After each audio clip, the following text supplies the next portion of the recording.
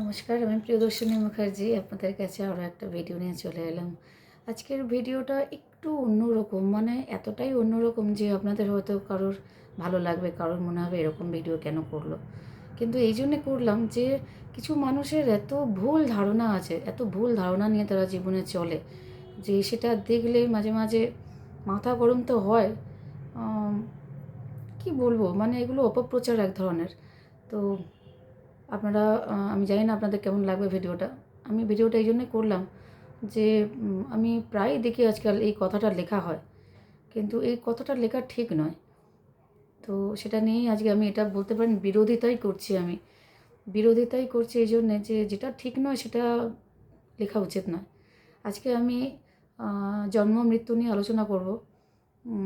আজকে আমি শুধুই মৃত্যু নিয়ে আলোচনা করব। কীরকম যে মৃত্যু আর তিরোধানের মধ্যে পার্থক্য কী, এটাই আমি আজকে বলবো আপনাদেরকে। যে আমরা দেখেছি অনেকে যারা স্বর্গত, যারা চলে গেছে পৃথিবী থেকে, তাদের কিছু লেখার সময় লেখে যে আবির্ভাব আর তিরোধান। কেউ লেখে জন্ম আর তিরোধান, মৃত্যু লেখে না।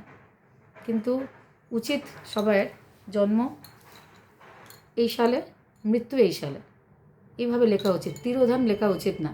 কেন তিরোধান লেখা উচিত না? যে তিরোধান কিন্তু হয় না মানুষের, মানুষের মৃত্যু হয়। তিরোধান কাদের হয়, কেন হয়, কি করলে তিরোধান হয়, আর কি করলেই বা মৃত্যু হয়, সেটা আজকে জানবো আমরা। এই আলোচনার বিষয় আজকের আমার। তো প্রথমেই বলি, সবাই নিশ্চয়ই ভালো আছেন, আমিও খুব ভালো আছি। আপনাদের যদি আমার ভিডিও ভালো লাগে প্লিজ একটু লাইক কমেন্ট করবেন, একটু সাবস্ক্রাইব করবেন, একটু শেয়ার করে দেবেন সবার মাঝখানে, তাহলে আমার ছোটো চ্যানেলটা একটুখানি উপরে যায়। আর ভিডিও কেমন লাগছে আপনাদের, আমার উপস্থাপনা ঠিক হচ্ছে কি না, আমি ঠিকভাবে উপস্থাপনা করতে পারছি কি না আপনাদের সামনে। হ্যাঁ, আমার গলায় আবার সমস্যা হয়েছে, গলার ভয়েস নষ্ট হয়ে গেছে, তাও চেষ্টা করছি আপনাদের সামনে নতুন নতুন আলোচনা আনার। তো আজকে এটাই আলোচনার বিষয় আমার, যে মৃত্যু আর তিরোধান এক নয়, কিন্তু এদের মধ্যে পার্থক্য আছে। কি পার্থক্য আছে প্রথমেই বলবো। আমরা যখন জন্মগ্রহণ করি পৃথিবীতে, তখন আমাদের সাথে, প্রত্যেকের সাথে, যত মানুষ পৃথিবীতে মাতৃগর্ভে জন্মগ্রহণ করে তাদের সাথে একটা সার্কেল চলে, একটা সাইকেল বলা হয়, একটা আবর্তন, ঘুরে ঘুরে কী হয়, মানুষ জন্মায়, জন্মেলে মরিতে হবে, অমরকে কোথার হবে। তো মৃত্যুও হয় মানুষের। মৃত্যু যখন হয় তখন আমরা জানি যে শরীরের মৃত্যু হয়, আত্মার মৃত্যু হয় না। আত্মা অবিনশ্বর, তাকে কেউ নষ্ট করতে পারে না, নাশ করতে পারে না। তো আত্মা যদি অবিনশ্বর হয়, আমাদের মধ্যে চিন্তা হতে পারে যে আত্মা যদি অবিনশ্বর হয়, আত্মা কোথায় যায় মৃত্যুর পরে? আত্মা আবার অপেক্ষা করে নতুন কোনো মাতৃগর্ভে, মাতৃজঠরে আসার জন্য। এটাই আত্মার নিয়ম। এটা এইভাবেই চলে আসছে আমাদের জীবন প্রথম থেকে। যেই মানুষই মারা যাক, যে প্রাণী মারা যাক, সে আবার নতুন কোনো গর্ভে, মাতৃগর্ভে আসবে বলে তার প্রস্তুতি চলে। আর সেই জন্য সেটাকে মৃত্যু বলে। আর এটাকে বলে মৃত্যু, যা প্রত্যেকটা মানুষের হয়। আপনার আমার সবাইয়ের একদিন মৃত্যু হবে, এটাকে বলে মৃত্যু। আর তিরোধান কাকে বলে? কেন বলছি যে তিরোধান লিখবেন না? আবির্ভাব, তিরোধান, এটা আমাদের সাধারণ মানুষের হয় না। কাদের হয় তিরোধান? যাদের মৃত্যুর পর আত্মাটা আবার কোনো মাতৃগর্ভে জন্মাবার জন্য অপেক্ষা করে না, বা আবার কোনো মাতৃগর্ভ তাদের জন্য ঠিক করা হয় না, তারা কিন্তু মাতৃগর্ভের জন্য অপেক্ষা করে না, তারা কিন্তু চিরমুক্তি পেয়ে যায়। এই যে আমাদের সাইকেলটা না, জন্মাবে, আবার পুরো জীবন কাটাবে, মৃত্যু হবে, আবার জন্মাবে মাতৃগর্ভে, এই যে সাইকেলটা, এইটার মধ্যে আর তারা থাকে না। এই আবর্তন বিবর্তন, যে তার মধ্যে আর তাদের আত্মাটা আবর্ত হয় না আবার নতুন করে। তাদের আত্মাটা কি হয়, চিরমুক্তি পেয়ে যায়, চিরমুক্তি পেয়ে যায় পৃথিবী থেকে। আর কোনোদিন জন্মাবার ব্যাপার আসে না তাদের। তাদের ক্ষেত্রে বলে তিরোধান। এবার আপনাদের মনে হতে পারে যে আমাদের কেন তিরোধান হবে না, আমাদের কেন পৃথিবী থেকে আমাদের আত্মা কেন মুক্তি পেয়ে যাবে না? তো আপনাদের আত্মা মুক্তি পাবে না, কারণ এই যে আত্মাকে মুক্তি প্রদান করে, সেটা কিন্তু যে সে করতে পারে না। যে কোনো একটা আত্মাকে মুক্তি প্রদান করা যায় না। যদি কোনো আত্মাকে মুক্তি প্রদান করা যায়, সেটা একমাত্র পারে মহাবিদ্যা।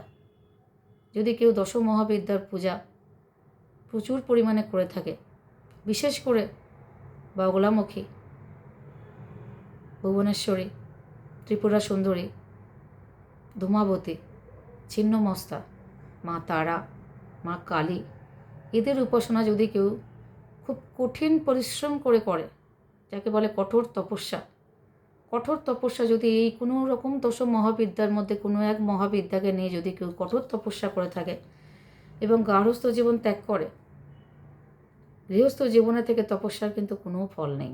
গার্হস্থ্য জীবন ত্যাগ করে যদি কেউ এই মহাবিদ্যা, দশ মহাবিদ্যার মধ্যে যে কোনো একটা মহাবিদ্যার শরণাপন্ন হয়, তবে কিন্তু সেই মহাবিদ্যা তাকে, সে যখন মারা যায় তখন তার আত্মাকে মুক্তি দিয়ে দেয়। মানে আর এই জন্ম মৃত্যুর আবর্তে তাকে ঘুরে বেড়াতে হবে না, আবার জন্মাতে হবে না, আবার কষ্টভোগ করতে হবে না, আবার মৃত্যুবরণ করতে হবে না। সমস্ত যন্ত্রণার ঊর্ধ্বে করে দেয় তাকে, সেই আত্মাটাকে সমস্ত কষ্টর থেকে ঊর্ধ্বে করে দেয়। যার জন্যই কিন্তু আমরা দেখি যে অনেক মুনি ঋষিরা হিমালয়ে গিয়ে তপস্যা করেন। কেন করেন? এই মুক্তি পাওয়ার জন্যে, তিরোধান হওয়ার জন্য। তাদের আবির্ভাব যেমন হয়নি, তারা জন্মেছে, কিন্তু তিরোধান হয়েছে তাদের। আর কাদের আবির্ভাব হয় আর তিরোধানও হয়? যারা ভগবানের অবতার হিসেবে আসে। আমরা জানি লোকনাথ বাবার কথা। লোকনাথ বাবা কিন্তু আবির্ভাব হয়েছিল, তিরোধান হয়েছিল। আর যাদের তিরোধান হয়, আবির্ভাব হয়, তারা কিন্তু অন্য লেভেলের মানুষ।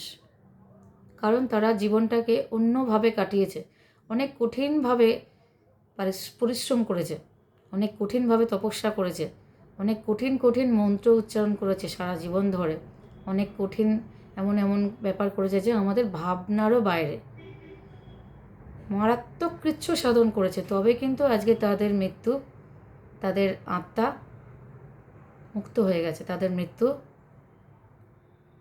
একেবারে, তারা আর কি ব্রহ্মালীন হয়ে গেছে, তারা ব্রহ্মার সাথে লীন হয়ে গেছে। আমরা অনেকে দেখবেন ইয়ার্কি করে বলে, আমি তো ঈশ্বরের সাথে মিলিয়ে যাব। এত সোজা নয় ঈশ্বরের সাথে মিলিয়ে যাওয়া, ঈশ্বরের সাথে মিলে এত সোজা নয়। মারা যাওয়া মানেই যে স্বর্গে যাওয়া তাও নয়। আমাদের ভুল ধারণা আছে অনেক, আমরা জানি মারা যাবো মানে স্বর্গে যাব। স্বর্গে কি সুন্দর, চারদিকে সাদা কত গাছ, তাতে ফল হয়ে আছে, চারদিকে কত সুন্দরী অপ্সরা নর্তকী যারা নৃত্য করে বেড়াচ্ছে। একদমই নয়, সবার জন্য স্বর্গ নয়।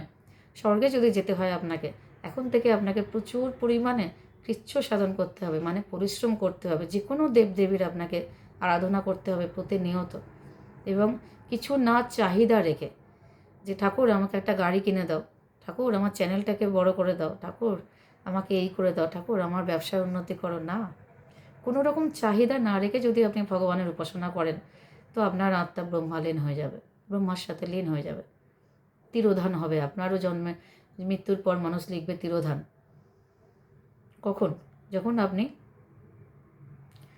ভগবানের সাথে মিলিত হয়ে যাবেন আর জন্ম মৃত্যুর আবর্তে আপনি থাকবেন না। তো অনেকেই লেখে, বাবা মার ক্ষেত্রে লেখে, ঠাকুরমা ঠাকুরদার ক্ষেত্রে লেখে আবির্ভাব তিরোধান। দয়া করে এই ভুলটা করবেন না, তিরোধান লিখবেন না। তিরোধান আমাদের মতো সাধারণ মানুষের হয় না। আমাদের মৃত্যু হবে, আমরা জন্মেছি সাধারণভাবে, মৃত্যুও সাধারণভাবে হবে, আমাদের তিরোধান হয় না।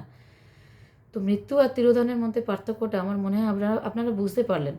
তিরোধান মানে আর এই দুনিয়ার সাথে কোনো লেনাদেনা থাকবে না, আর এই দুনিয়ায় আসতে হবে না, একেবারে ব্রহ্মের সাথে মিলন, পরমাত্মার সাথে মিলন। অনেক মুনি ঋষিরা এই জন্যই এত তপস্যা করে, সাধনা করে, যাতে এই পৃথিবীতে তাদেরকে না আসতে হয়। পৃথিবীতে চারদিকে পাপ কাজ প্রচুর হয়, অন্যায় কাজ প্রচুর হয়। পৃথিবীতে আসা মানেই পাপ সংগ্রহ করা। তাই তারা চায় কঠিন তপস্যা করে যাতে পৃথিবীতে না আসতে হয়, তাদের আত্মা যেন ভগবানের সাথে মিলিত হয়, তারা যেন ভগবানের সাথে লীন হয়ে যায়।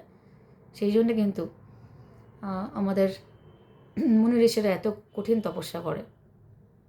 চেষ্টা করুন ভালো কর্ম করার, তাহলে হয়তো আপনার মৃত্যুর পরেও তিরোধান লেখা হতে পারে।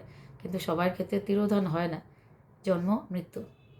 আর যাদের আবির্ভাব হয় তাদেরই তিরোধান হয়, যেমন লোকনাথ বাবা, রামকৃষ্ণ, বিবেকানন্দ, এদের আবির্ভাব হয়েছিল, এদের তিরোধান হয়েছে, আমাদের নয়। তো দয়া করে এই ভুল আর করবেন না। আজকের মতো এইটুকুই।